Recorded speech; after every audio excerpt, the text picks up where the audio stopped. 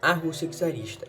Para falarmos da Rússia czarista, temos que voltar até 1547, quando Ivan IV, mais conhecido como Ivan o Terrível, se torna o primeiro czar da Rússia. No seu reinado, a Rússia expandiu bastante seu território. Ivan conquistou o progresso do Estado, transformando uma sociedade medieval num império e em uma potência regional. Ivan era tido como uma pessoa inteligente, porém ele tinha alguns surtos de transtorno mental e em um desses surtos ele acabou assassinando seu próprio herdeiro. O governo de Ivan foi marcado por diversas reformas, mas também por alguns períodos de calamidades. Ivan faleceu em 1584, vítima de um AVC, e seu herdeiro, Teodoro, não encontrava-se preparado para assumir o trono. Então ele ficou nas mãos de um determinado grupo até a sua morte em 1598, e como ele não deixou nenhum herdeiro, um homem chamado Boris assumiu o trono.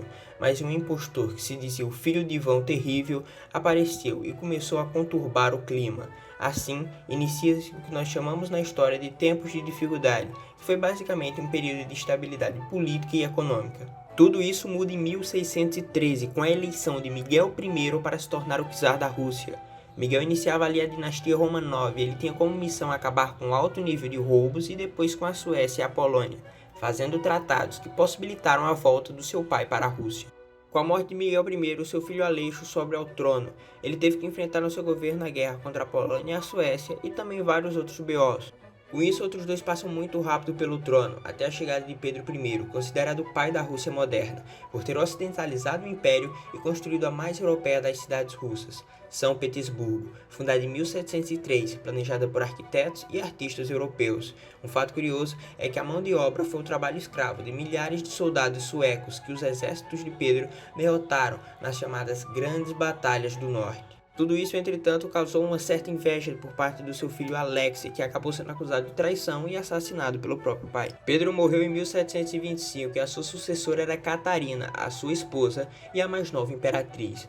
Ela foi controlada por conselheiros durante a maior parte do seu reinado, porém ela conseguiu por conta própria reduzir os gastos do exército e dessa forma aliviar o peso dos impostos sobre a população.